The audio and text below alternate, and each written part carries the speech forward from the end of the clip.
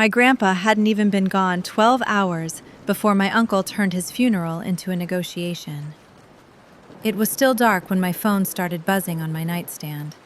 One of those vibrating, relentless calls that makes your stomach flip because you already know it isn't going to be, "I'm sorry for your loss." It was my Aunt Linda, my uncle's wife. Her voice had that syrupy, church lady calm that always meant she was about to ask for something. "Honey," she said, "we're gonna handle everything. Don't you worry about a thing. Your Uncle Mark is going to organize the whole funeral." I sat up in bed, hair stuck to my cheek, my eyes burning from crying. My apartment in St. Louis felt too quiet, like the walls were holding their breath. I'd driven home to Springfield, Illinois the night before when the hospital called. I'd slept maybe 2 hours in my childhood bedroom, in the same house where my grandpa used to hand me a $1 bill for ice cream like it was a secret mission. "Okay," I whispered. "Thank you." Then her voice sharpened, just a little. "So, we'll need you guys to cover the bulk of it.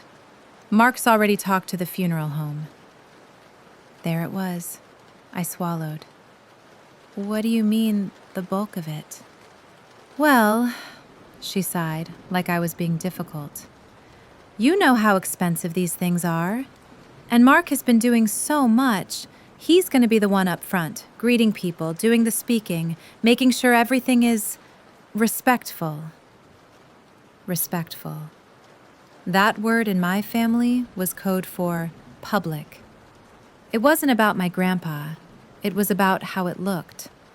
My grandpa, Harold Hal Thompson, was the kind of man who fixed your porch steps without being asked and acted embarrassed when you thanked him. He was a retired union electrician who still wore his work boots to the grocery store. He'd taught me how to change a tire in the church parking lot when I was 16.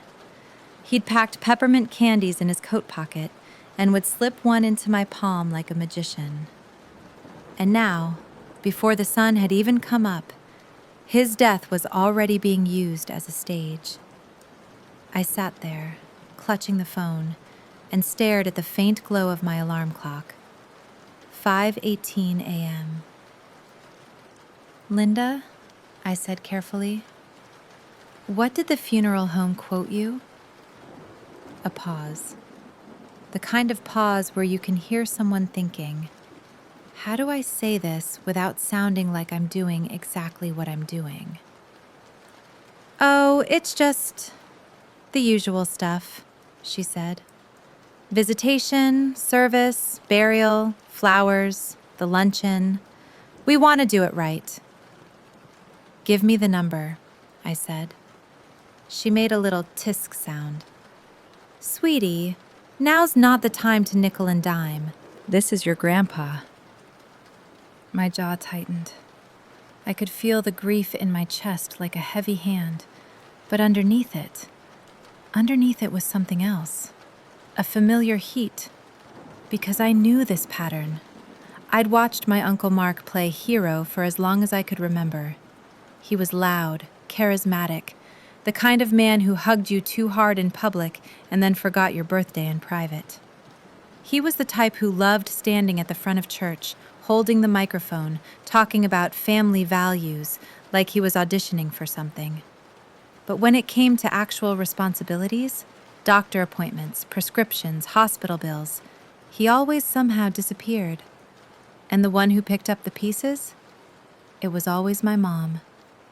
And then, once my mom burned out, it was me. I'm Rachel Thompson.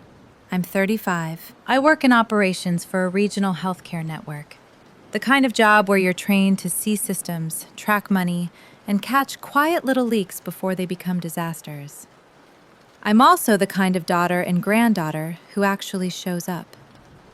When Grandpa's blood pressure started spiking last year, it was my mom, Susan, who drove him to cardiology.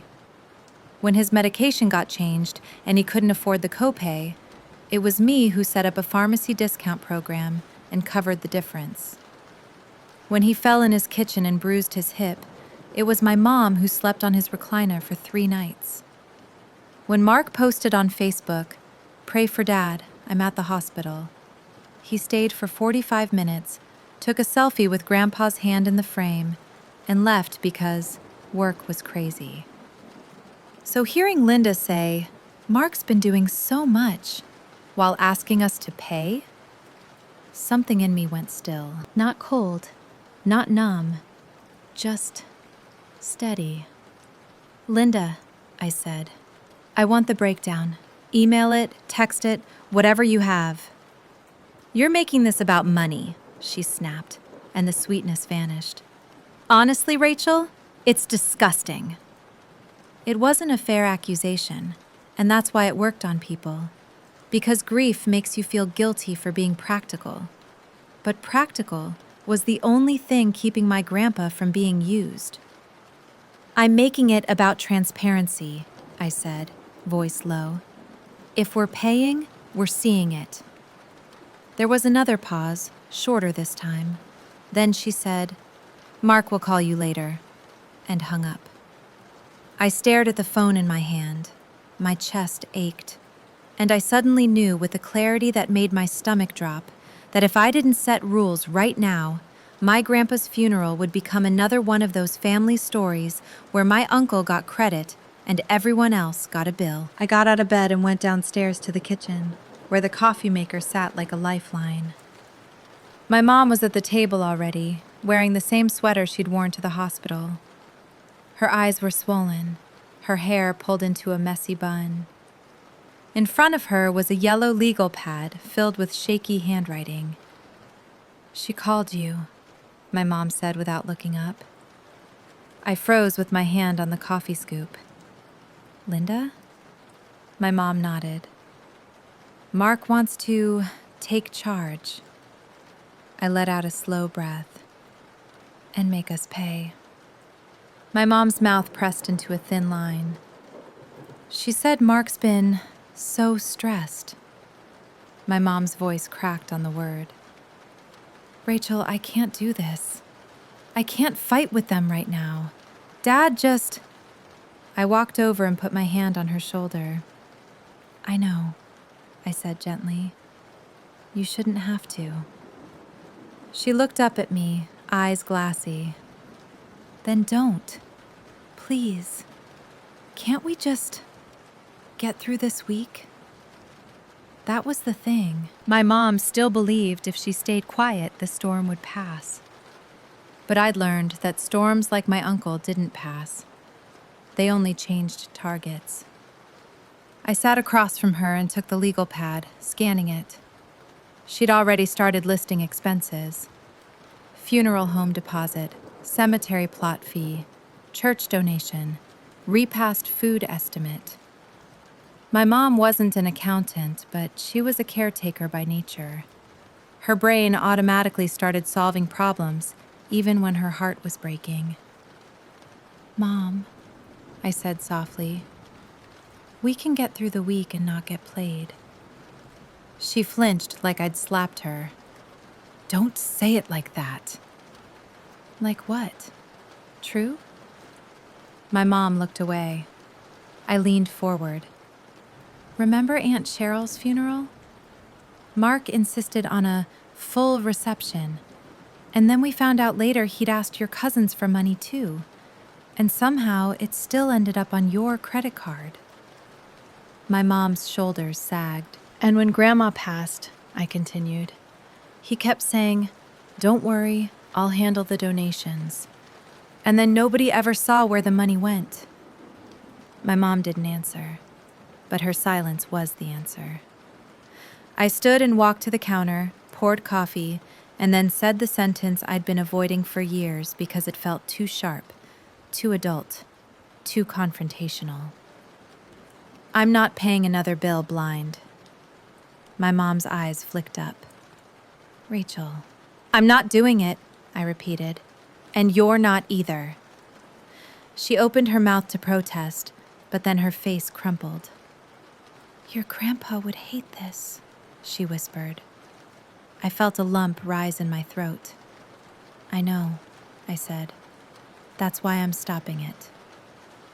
The funeral home called later that morning. Not my uncle, not my aunt. The funeral director. A man named Phil with a gentle voice and the practiced calm of someone who spent his days in grief. "Ms. Thompson," he said, "I just wanted to confirm the arrangements. Your Uncle Mark said your family would be covering costs, and he asked us to send invoices to you." I nearly laughed, but it came out as a tight exhale. "Phil," I said, "before we confirm anything, I need to know, who signed the contract?" There was a pause as papers shuffled. "Mark Thompson signed as the responsible party," he said, "but he listed you as the billing contact." Of course he did. "Okay," I said. "Then here's what we're doing. I'm setting up a shared cost sheet. No one approves any additional expenses without it being documented. If my uncle wants the spotlight, that's his choice. But money moves with receipts." Phil cleared his throat. "That actually makes things easier on our end. We can provide itemized statements." "Perfect," I said. "Send me everything." When I hung up, my mom stared at me like I'd just walked into a lion's den with a folding chair. "You're really doing this," she said. "I'm really doing this," I replied. By noon, I was at my childhood desk, laptop open, creating a Google sheet titled Harold Thompson Funeral Expenses, Transparency. Column A, vendor/item. Column B, estimated cost. Column C, actual cost. Column D, paid by. Column E, payment method. Column F, receipt link. Column G, notes/approvals. I highlighted the header in a calm blue, not because the color mattered, but because I needed something orderly in the middle of chaos. Then I added a second tab. Condolence funds, cards, cash, checks. Column A, date received. Column B, from. Column C, amount. Column D, type, cash, check. Column E, deposited where. Column F, used for. Column G, remaining balance. It wasn't about being greedy. It was about not letting grief turn into theft. In my world, when money is moving, you track it. That's how you protect people who aren't thinking clearly. And right now, my mom wasn't thinking clearly. She was shattered. So I would think clearly for both of us. I texted the link to Mark, Linda, my mom, my dad, and my younger brother, Ethan. I wrote, "Hi, everyone. To keep everything fair and avoid misunderstandings, I've made a shared sheet for funeral expenses plus condolence funds. Please log any purchases and upload receipts. No add-ons without agreement. Thank you." Within minutes, my phone rang. Uncle Mark. His name flashed on the screen like a warning. I answered. "Rachel," he said, loud and breathy, like he'd been working himself into righteous anger. "What is this spreadsheet nonsense?" "It's transparency," I said simply. "You don't trust me?" I almost laughed again, but my voice stayed calm. "I trust receipts," I said, "and I trust clarity. This is for everyone." "This is a funeral," he snapped, "not one of your little work audits." I could hear voices in the background, Linda, maybe one of my cousins. It sounded like he put himself on speaker so he could perform his outrage for an audience. I kept my tone even. "It's also thousands of dollars, and Grandpa wouldn't want anyone fighting later because things weren't clear." Mark scoffed. "Oh, so now you're using Dad as a weapon."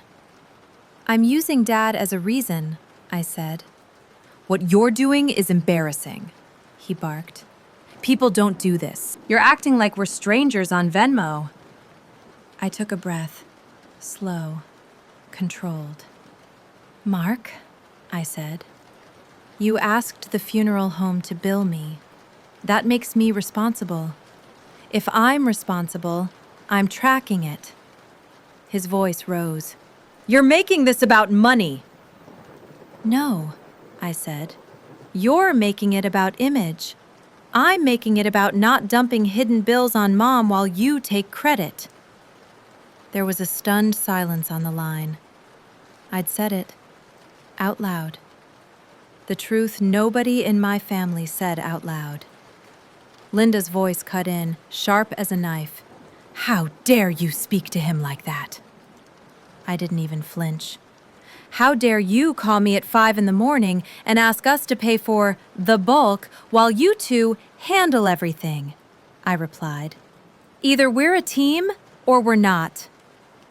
Mark's breath sounded heavy, like he was trying to decide between yelling and hanging up. Then he said, slow and venomous, you always think you're smarter than everyone. I almost softened because grief does that. It makes you crave peace. But then I pictured my grandpa's hands, rough and steady, and how he'd always said, if something feels off, it probably is. I'm not smarter, I said. I'm just not pretending. I heard him scoff again. Fine, he said. Whatever. Do your spreadsheet. But don't come crying to me when the family says you ruined your grandpa's funeral. Then he hung up. I stared at the phone. My mom was in the doorway listening. Her eyes were wet. Rachel, she whispered. They're going to hate us. I stood and walked toward her, gently taking her hands. They're going to hate me, I said. And that's okay, because you shouldn't have to pay for their pride. That afternoon, we went to the funeral home to finalize arrangements. Mark was already there, sitting in the lobby like he owned the place. He stood up when we walked in, chest puffed, wearing a black coat that looked like it was purchased specifically for public sympathy. He opened his arms. Susie, he said dramatically, pulling my mom into a hug. My mom stiffened, then patted his back, polite and exhausted. Then he looked at me, and his smile tightened. Rachel, he said, like my name was something sour. Mark, I replied. Linda stood beside him, lips pressed together, her makeup flawless. She looked like she'd been crying, but only in a way that wouldn't smudge her mascara. The funeral director, Phil, greeted us and led us into a small office with soft lighting and tissues on every surface. Phil started going through options, casket choices, flowers, music, programs.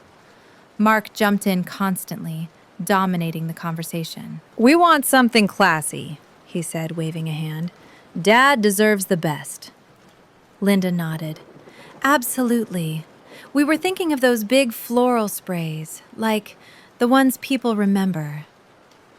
I watched them talk about being remembered, like the funeral was an event. When Phil mentioned cost, Mark barely blinked. Then Phil turned to me and said, Since you're listed as the billing contact. Mark cut him off. Yeah, Rachel's got it, he said quickly. She'll handle the money stuff. My mom's face flushed. I smiled, calm. Actually, I said, Mark signed as responsible party, so we're going to split it fairly. The sheet is already set up. Mark's jaw tightened. Phil cleared his throat politely. That works. We can bill multiple parties. Mark leaned back in his chair, eyes narrowing. Rachel, you're really doing this right now. Yes, I said. Linda's eyes flashed. This is so tacky. I looked at her. So is pocketing condolence money, but we're not there yet. Let's start with the funeral home contract. The room went dead quiet. My mom gasped softly, like she couldn't believe I'd said it. Phil blinked, awkward, clearly wishing he could disappear into a cabinet. Mark's face reddened. You have no proof of that, he hissed. I kept my voice gentle. Then you shouldn't be worried about tracking it. We signed a basic package: visitation, service, burial, simple printed programs. Mark kept trying to add upgrades: a live stream package, a premium memorial video, a catered luncheon with upgraded entree options. Every time he suggested something, I asked, "Who's paying for that?" And, "Is that logged in the sheet?" He started to look like he was being forced to answer math questions in public. It wasn't my favorite version of myself, the one who asked over and over, "Who's paying?" But it was necessary, because my uncle was counting on everyone being too sad to argue, and I wasn't going to let grief make us stupid. After the meeting, we stepped out into the cold parking lot. Illinois winter air snapped at my cheeks. My mom pulled her coat tighter and stared at the gray sky. "You embarrassed him," she murmured. "He embarrassed himself," I said quietly. We drove to Grandpa's house next, the little ranch-style home on a quiet street where he'd lived for 40 years. The same house where Christmas mornings smelled like bacon and old carpet. The front porch light was still on from the night before. Inside, the house felt wrong, too quiet, too still. My mom walked straight to Grandpa's recliner and touched the arm like it might still be warm. I went to the kitchen and opened the drawer where Grandpa kept envelopes, manual bills, receipts, little scraps of paper with phone numbers. And there it was, a folder labeled in Grandpa's handwriting, "Important." Inside were copies of his insurance policies, his will, and, unexpectedly, a document naming me as his personal representative for his estate, executor. I stared at it, heart pounding. My grandpa had done this without telling me. I flipped through the pages, hands trembling, and found a note tucked behind it, a plain index card. "Rachel, if you're reading this, I'm gone, and I'm sorry. I didn't want to burden you, but you're the only one I've seen handle things straight. People get funny when there's money involved. Don't let anyone make a mess of this. Be kind. Be firm. Love, Grandpa." I sat at the kitchen table and pressed the card to my chest. My throat burned. Because even in death, my grandpa was protecting us. He knew. He knew exactly what kind of circus might happen. And he chose me anyway. I took a photo of the executor document and the note, not to weaponize it, but because I had a feeling I would need it when the time came to stop people from rewriting the story. That night, after my mom fell asleep, I sat on my childhood bed and started compiling. Not revenge, evidence. I asked my mom for all the hospital statements she'd paid. We went through her online banking, payments to clinics, pharmacies, co-pays. We printed out receipts, not because we wanted credit, because my uncle always claimed credit, and I was tired of watching my mom get erased. In the days leading up to the funeral, Mark kept performing. He posted on Facebook, "Hardest week of my life, planning Dad's farewell. Appreciate all the love." He took phone calls loudly in the living room, saying things like, "Yeah, I'm handling everything. I'm doing my best." But the spreadsheet told a different story. Because Mark didn't log anything. Not one receipt, not one payment. Instead, expenses started appearing, charged to my mom, charged to me. The florist deposit, my mom. The obituary fee, me. The church donation, my dad. When I texted Mark reminders to log expenses, he'd respond with one-liners like, "Busy, later, not now." Then, 2 days before the visitation, Linda sent a text in the group chat. "Just so everyone knows, Mark and I are collecting the condolence cards at the door so nothing gets lost." My stomach dropped. Of course. Because condolence cards were cash, checks, gift cards, and the easiest money in the world to misplace. I replied immediately, No, we'll set up a lockbox and we'll log each card in the condolence sheet. Linda replied. Rachel, this is insane. Mark replied. Stop turning Dad's funeral into a finance meeting. I stared at the screen for a long moment. Then I typed. Then stop treating it like a fundraiser you control. No one responded after that. The day of the visitation, the funeral home smelled like lilies and carpet cleaner. The lighting was soft, warm, designed to make grief feel manageable. My grandpa lay in the casket looking smaller than I'd ever seen him. His hands were folded neatly. Someone had placed his old union pin on the inside lining. I walked up, held my mom's hand, and felt her tremble. I'm here, I whispered. She nodded without looking at me. Mark stood near the entrance, shaking hands, playing the role of the grieving son. He wore a black suit, the kind that made him look important. Linda stood beside him with a clipboard. A clipboard. I almost laughed from shock. People filed in. Neighbors, church friends, old coworkers. They hugged my mom. They hugged me.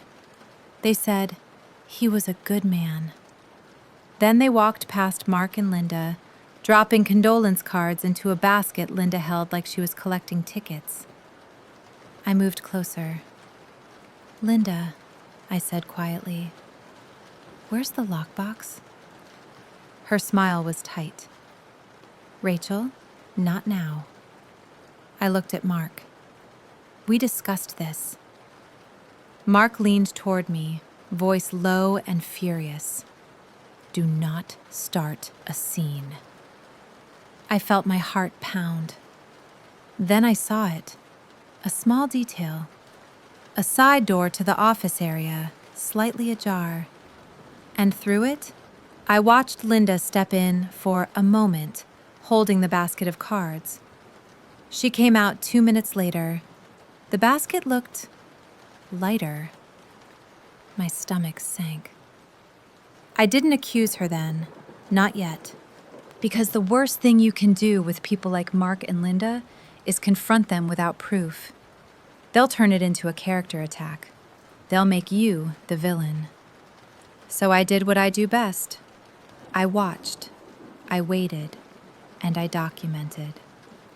During the visitation, I slipped away to the restroom, opened my phone, and emailed Phil, the funeral director. Hi, Phil. Quick question. Do you have security cameras in the lobby hallway near the office doors?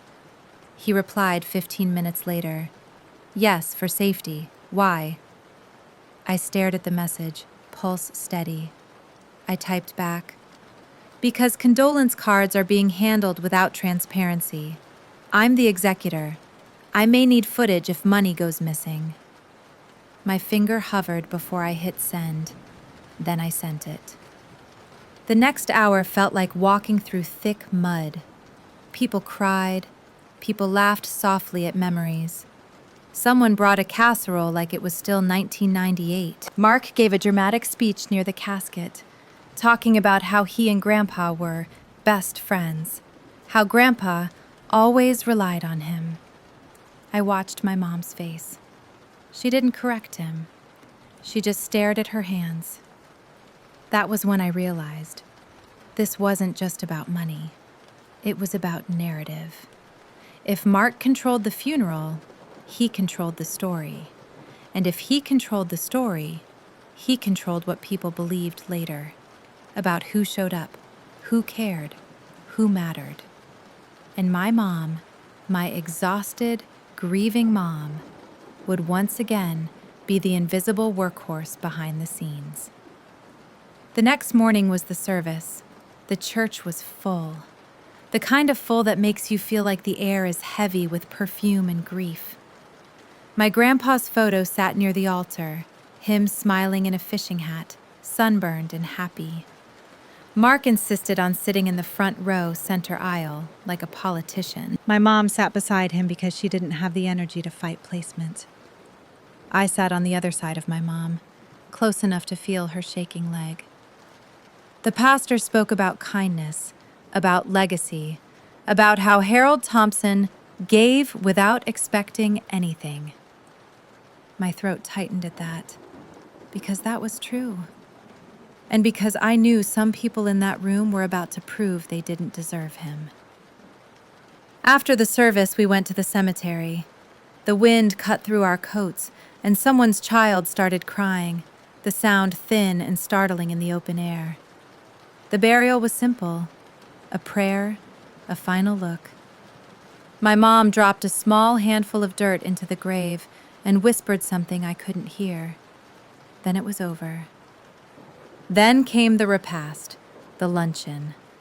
That's where the real war started, because funerals are polite until food appears. The repast was held in the church fellowship hall, long folding tables covered in white paper cloths, aluminum trays of baked chicken, green beans, mashed potatoes, rolls. Mark and Linda stood near the entrance again, and there it was, the basket. Condolence cards, sitting behind their table like a tip jar. Linda had moved it from the funeral home to the church, just like that. No lockbox, no list, no log. I walked straight up. "Linda," I said, loud enough that Mark could hear. "Where are the condolence funds being stored?" Linda's smile froze.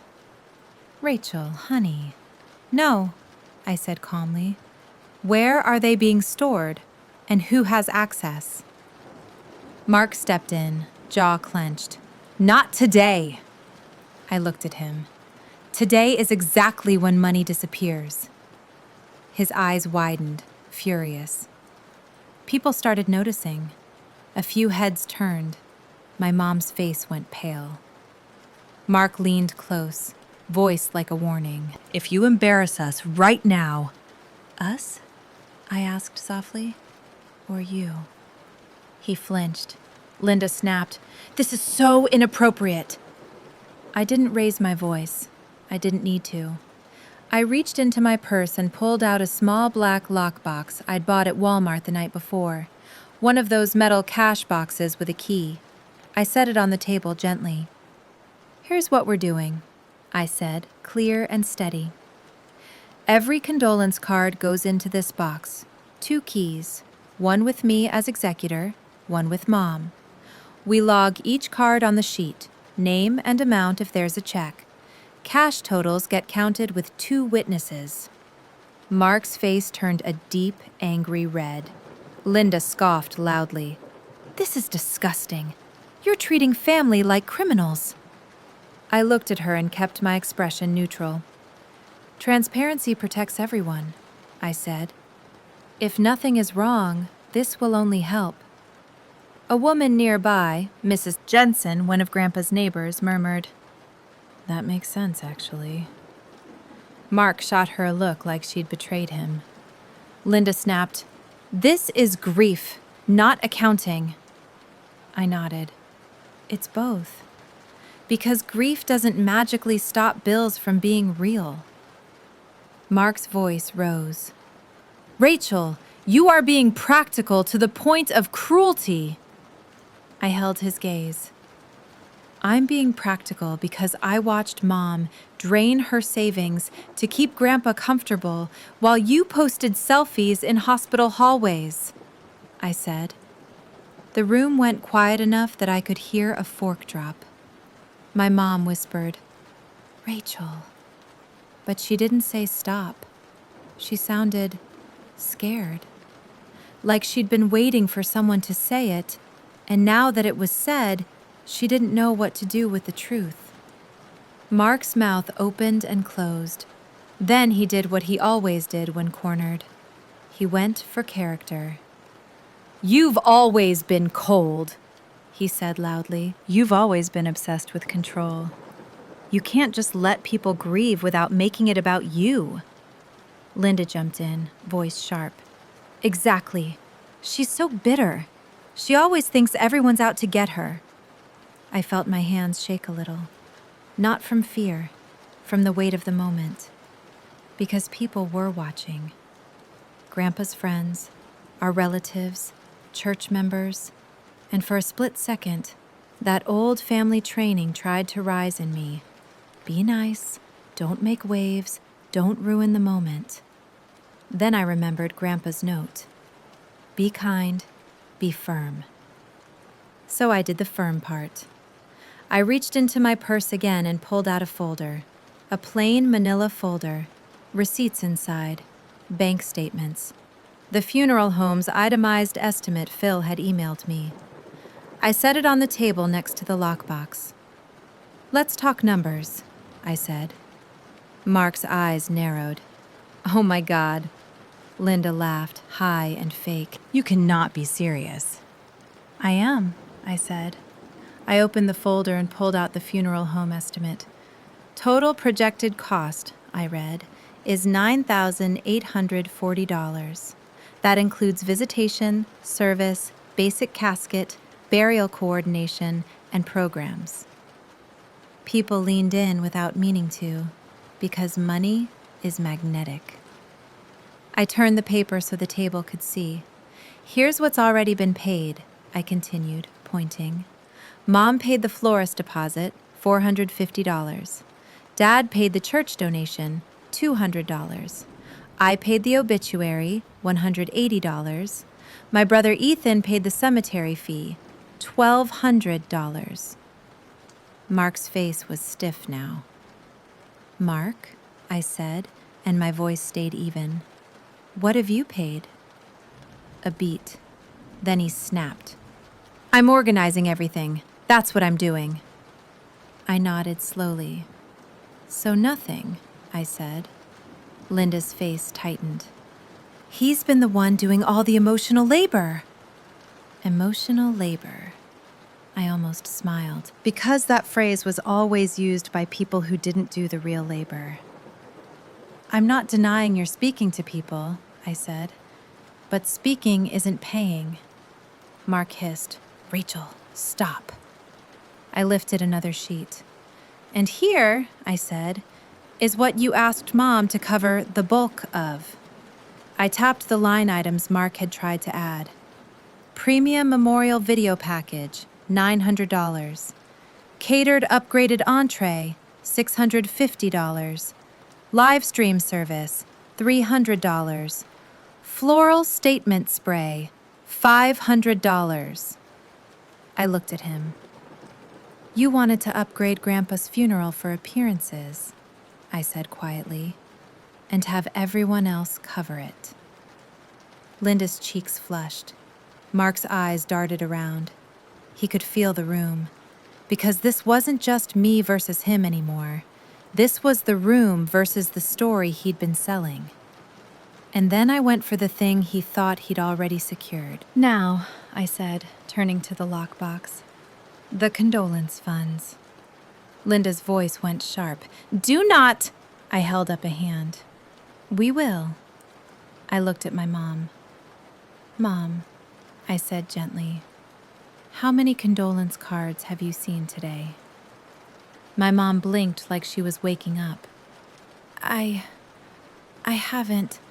Mark said... Exactly, I said softly.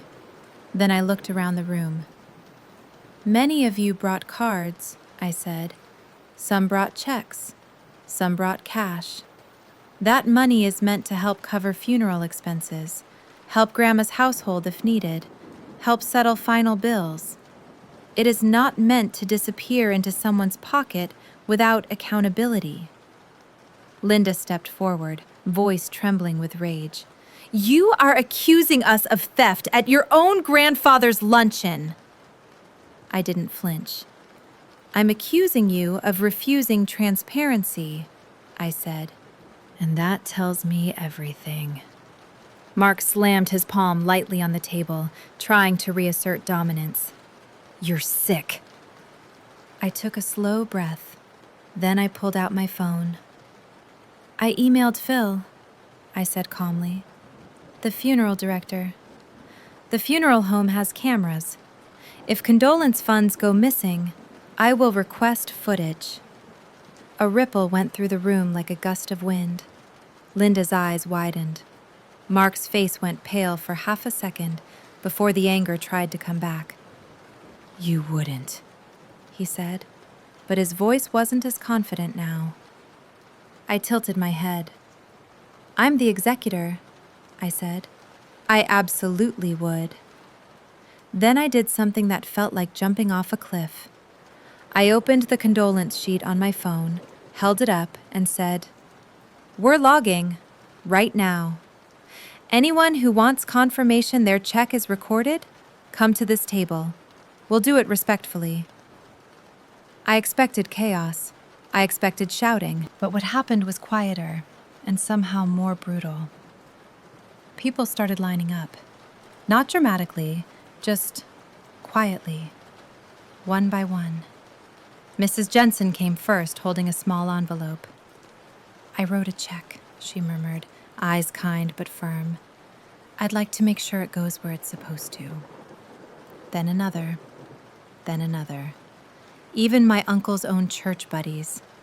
And Mark stood there, frozen, watching the room choose accountability over his performance. Linda's lips trembled. Mark's throat bobbed as he swallowed. My mom sat down hard in a folding chair like her knees had given out. And for the first time all week, I saw something on my mom's face that wasn't grief or fear.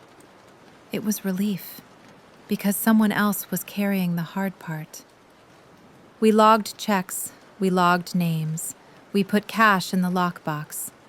We had my dad and my brother Ethan as witnesses for cash counting. Ethan looked at me once, eyes wide, and mouthed, "Holy crap." I gave him a small, tired smile. Mark hovered nearby like a furious ghost. Finally, when the line slowed, he stepped closer and hissed, "You think you're some kind of hero." I looked at him. "I'm not a hero," I said quietly. "I'm just not letting you steal Grandpa's goodbye." His eyes flashed. Then he did something I didn't expect. He grabbed the basket, the original condolence basket, and lifted it. It was lighter than it should have been. He set it down hard and said too loudly, "Fine, here, take it. Count whatever you want." Linda grabbed his arm. "Mark."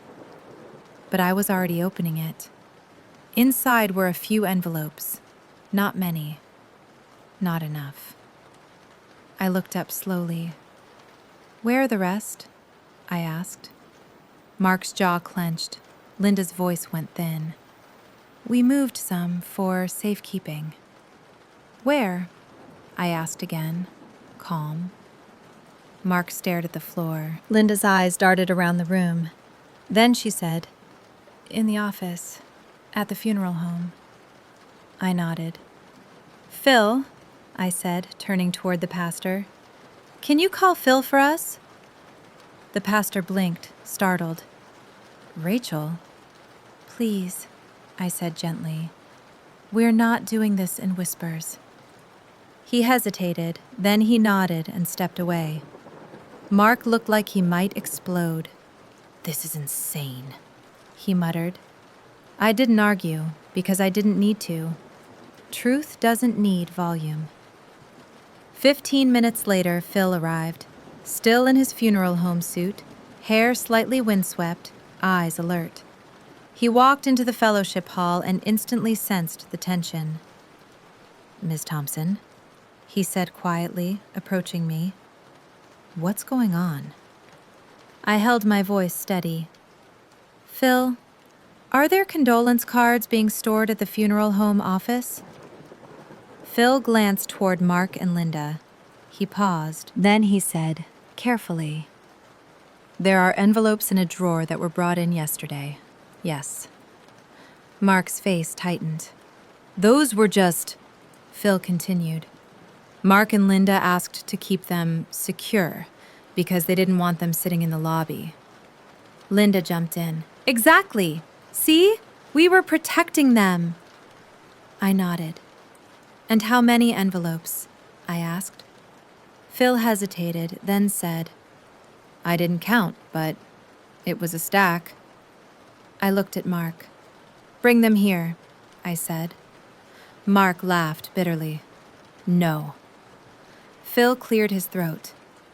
Ms. Thompson is listed as the executor in the documents you provided. If she requests them, we can release them." Mark's eyes snapped to me. "How did you—" I didn't answer that. I didn't have to, because Grandpa had already answered it with that index card. Mark's shoulders sagged, just slightly, like something inside him was slipping. Linda grabbed his sleeve. "Mark, don't let her!" But Mark was watching the room again. The room that was no longer on his side. He muttered something under his breath and stormed out. Linda followed, face tight with panic. My mom covered her mouth with her hand and started crying again. Not loud, not dramatic, just quietly, like something had cracked open inside her. I sat beside her and wrapped an arm around her shoulders. "I'm sorry," she whispered. "For what?" I asked. "For making you be the bad guy." I swallowed hard. "I chose this," I said softly. "And Grandpa chose me for a reason." An hour later, Mark came back with a paper bag. A brown paper bag like it was groceries. Inside were condolence envelopes. A thick stack. Some crumpled, some opened, some resealed sloppily. Linda stayed near the door, refusing to make eye contact. Mark dropped the bag on the table and said, voice harsh, "There, happy?" Phil looked uncomfortable but stayed. I opened the bag slowly, and then I saw it. Several checks were missing from their envelopes. I didn't even have to count yet, because some envelopes had that check stub look. Empty, light, like someone had slid the contents out. My stomach rolled, but my voice stayed steady. "Mark," I said softly, "where are the checks?" Mark's face turned red again. "What are you talking about?" I lifted one empty envelope and held it up. "This was opened," I said, "and it's empty." Linda's voice cracked. "We were just sorting." "Sorting into what?" I asked. "Your pocket?" My mom gasped softly. Mark stepped forward, pointing a finger at me. "You are a nasty little—" I cut him off, not with yelling, but with calm. "I'm requesting the footage," I said, turning to Phil, "from the funeral home office hallway and the lobby, yesterday. From the moment the basket entered the building to the moment it left." Phil's eyes widened slightly. He looked at Mark, then he nodded. "Okay." Linda made a strangled sound. Mark's finger dropped. And in that moment, something shifted. Because Mark realized what he'd built his whole life on, charm, volume, moral grandstanding, didn't work against Ada. You can argue feelings, you can't argue timestamps. Mark tried one last move. He straightened his posture, lifted his chin, and said loudly, "This is what grief does. It turns people against each other. Rachel has always been jealous of me. She wants to control everything. She's sick." The room didn't respond the way he expected. No chorus of agreement, no sympathetic murmurs. Instead, Mrs. Jensen quietly said, "Harold would be ashamed." It hit like a slap. Mark blinked. Linda's eyes filled with tears, not grief tears, fear tears. I didn't smile. I didn't gloat. I just said, "We're going to finish this with integrity." We counted everything: checks, cash, gift cards, 2 witnesses, a running total. We logged it all. When the final tally was done, the condolence funds total came to $6,410. Phil verified the funeral home balance due, $6,980 after prior payments. I looked at the numbers and made a decision right there in front of everyone. "We'll apply all condolence funds to the funeral bill first," I said. Any remaining balance will be split fairly among immediate family members who contributed, based on documented payments. Mark scoffed bitterly. Of course you'd do it like a business. I looked at him. No, I said. I'm doing it like Grandpa would. Fair, clear, no games. And then, because I knew Mark would try to rewrite the story later, I did one more thing. I emailed the spreadsheet to everyone again, on the spot, with the updated totals, with receipt links, with the funeral home statement attached. I wrote, "Final totals as of today. Thank you to everyone who contributed.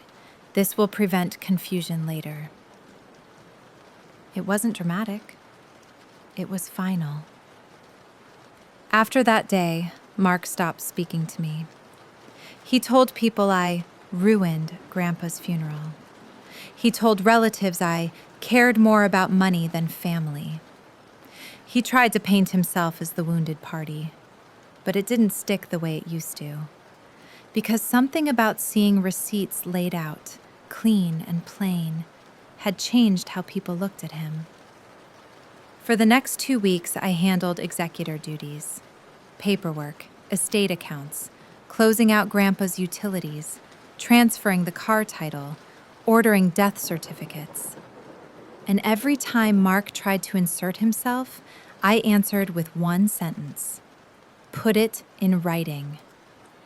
He hated that, because writing doesn't forget. One evening, about a month later, my mom and I sat on her porch with 2 mugs of tea. The air was cold, but not cruel. The sky a pale gray blue. The neighborhood was quiet, the kind of quiet that feels like you're finally allowed to breathe. My mom stared out at the street for a long time. Then she said, softly, "I didn't know it could feel like this." "Like what?" I asked. "Like not being scared of my own family," she whispered. I swallowed hard. "That's what Grandpa wanted," I said. "Peace, not performance." My mom nodded slowly, eyes shining. "Thank you," she said, "for being firm when I couldn't." I reached over and squeezed her hand. "I didn't do it to punish anyone," I said. "I did it to stop the bleeding." A week later, I got a text from Ethan. Just 2 words. Mark apologized. I stared at it, surprised. Then a second text. Sort of. He said he didn't realize how it looked. I exhaled slowly. "Do you believe him?" I typed back. Ethan replied, "No, but he's quieter now." I leaned back in my chair and let that sit. Because sometimes justice isn't someone dramatically falling to their knees.